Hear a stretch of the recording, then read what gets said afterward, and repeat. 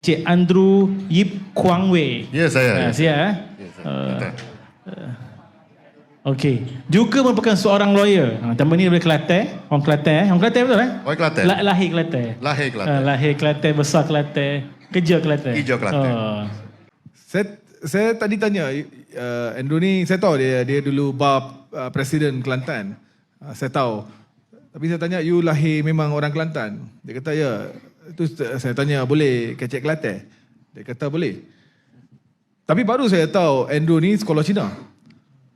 So bukan sahaja dia dari sekolah Cina, dia dari sekolah Cina, tapi dia boleh kecek Kelantan. Tapi kalau kita bandingkan dengan seorang yang ni bukan secara I'm not making a sweeping statement lah. Ini sebagai satu contoh yang saya ambil saja.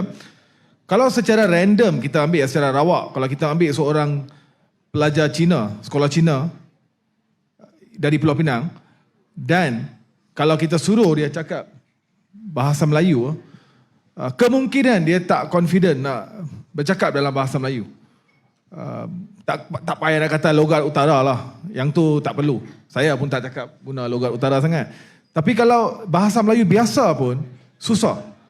Sebab saya dalam mahkamah pun banyak kali saya tengok kalau kes-kes bukan melibatkan orang tua lah, bukan yang 70-80 tahun lah. 19 tahun, 20 tahun, kesalahan dia bawa motor tak ada lesen. Contohnya lah. Okey, dia dituduh di mahkamah, pertuduhan dibacakan bahawa kamu pada tarikh ini, masa ini kamu memandu kereta ni tak bawa lesen. Oleh itu kamu telah melakukan kesalahan. Salah tak salah? Jawapan dia, pucuk tahu. Oh, pucuk tahu. Pucuk tahu. Wah, pucuk tahu. Nanti majistret pun tanya, you faham ke tak faham? Tak faham? Okey, jurubahasa Cina ulang. Jurubahasa Cina akan baca. Dia bacalah dia punya bahasa Cina, Mandarin ke, Hokkien ke, tak tahulah. Dia bacalah. Dia baca-baca, dia mengaku, okey, salah tak salah macam tu semua. So, saya tengok dia, saya tanya, you umur berapa? Umur 18 tahun, 20 tahun, 21 tahun.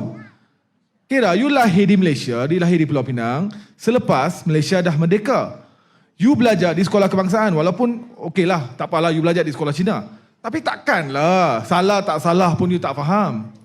Dia bukan baca sastra Melayu di situ. Dia baca bahasa fakta kes kamu yang kamu tahu. Kamu bawa nombor ini, motor ini, alamat di sini. Kamu tak bawa lesen. Takkan yang tu pun dia tak faham. Dia bila dia panik, dia tak faham bahasa Melayu. Dia tak faham. Dan ini bukan untuk orang Cina saja. Yang saya tengok satu lagi, yang kalau dibandingkan dengan orang India yang belajar sekolah Tamil, pemahaman dia, bahasa Melayu dia lebih bagus daripada Cina yang belajar di sekolah Cina. Pada awalnya saya rasa kenapa pula? Mungkin saya rasa orang India ni lebih patriotik ke apa sebab. Tapi bukan. Masalahnya di Pulau Pinang tak ada sekolah menengah Tamil.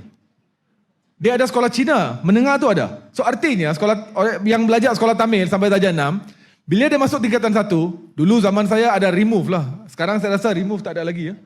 Tak ada remove, tak tahu lagi lah. So, dia pergi remove, kemudian dia pergi form 1, form 2, form 3, yang tu semua sekolah kebangsaan. So, dia sempatlah belajar bahasa Melayu sebelum dia tamat SPM.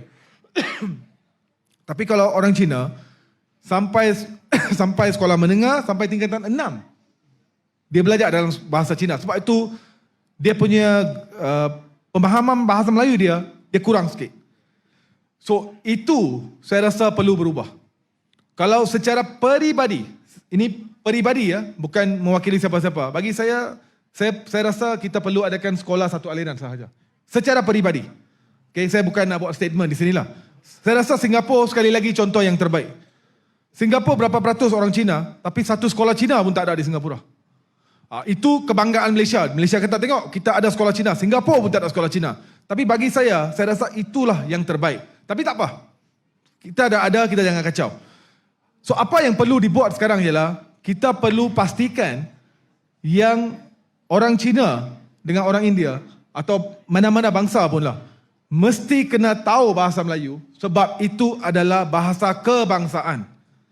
Di mahkamah hari ini pun ramai peguam umur yang lebih muda daripada saya, bila nak masuk bab berhujah di mahkamah, dia akan tukar bahasa speaking. Dia hanya boleh speaking sahaja. Dia nak berhujah dalam bahasa Melayu, dia tak boleh. Macam saya pun nak kata saya guna 100% bahasa Melayu pun bukan. Saya ada tambah juga 1-2 perkataan bahasa Inggeris. Sebab saya tidak tahu macam mana nak terjemahkan ke bahasa Malaysia. Perkataan tu adalah legal English. So I cannot just translate macam itu sahaja. Tapi sekurang-kurangnya saya berusaha. Bila-bila boleh, setakat mana boleh, saya nak bercakap dalam bahasa Melayu. Kalau kita tengok satu lagi ya. Satu kumpulan tu semua orang Cina, semua cakap Mandarin. Jarang kita akan nampak bangsa lain duduk dalam meja itu. Sebab apa? Semua cakap bahasa Mandarin atau semua cakap bahasa Hokkien. Kalau nampak ada seorang Melayu atau seorang India dalam kumpulan itu, saya garanti dia boleh cakap bahasa Cina. Sebab itu dia duduk dalam kumpulan itu. So artinya, language mau tak mau, itu yang menjadikan kunci perpaduan tu language. So di Kelantan, kenapa orang Cina boleh masuk, boleh berintegrasi dengan orang Melayu? Sebab mereka bercakap bukan sahaja bahasa yang sama, logat yang sama. Kecek Kelantan kan? So bila dia kecek Kelantan, orang rasa seronok dengar macam itu. So bagi saya rasa itu satu-satunya benda yang boleh kalau diajar, kalau Kelantan boleh import, boleh ekspor dah. Ekspor teknologi ini. Teknologi ini patut diekspor ke negeri-negeri lain. Bagaimana orang Cina dengan orang India yang belajar di sekolah Cina dengan sekolah Tamil boleh kecek Kelantan, macam mana teknologi ini boleh kita ekspor ke Pulau Pinang? Saya rasa Pulau Pinang akan menjadi negeri yang import paling banyak teknologi ini. Sebab perlu di situ. Dan tadi saya dah masuk bab mahkamah, saya nak tambah lagi satu. Ada seorang Bangla dari Bangladesh, bukan Bangla kelahiran Malaysia, Bangla orang Bangladesh. Dia ditahan, dia dibawa ke mahkamah sebab dia overstay. Dia tinggal lebih masa lah, pasport dia dah tamat ke apa, dia tinggal lebih masa. Dia dituduh. Magistrate tengok Bangla, magistrate kata, alamak, jurubahasa Bangla tak ada. Tahu Bangla kata apa? Cakap bahasa Melayu, saya boleh faham. Okey.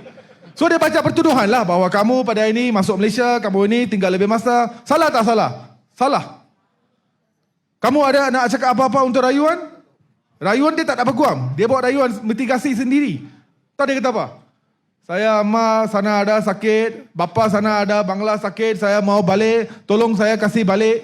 Bahasa dia campur-campur sikit lah, terbalik lah, tunggang talik. Tapi, dia cakap, dia faham bahasa Melayu, dia bukan sahaja mengaku dalam bahasa Melayu, dia membuat mitigasi, rayuan mitigasi dalam bahasa Melayu.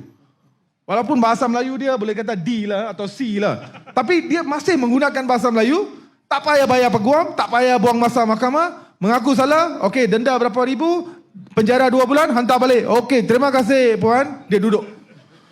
Artinya, Bangla pun tahu, kalau dia mai sana, dia kata, I don't understand, you bawa jurubahasa Bangla. Dia tahu benda ni akan memarahkan mahkamah tu lagi, buang masa mahkamah lagi, kena tangguh kes lagi. Dia minta simpati dari mahkamah, dia tahu bahasa itu penting.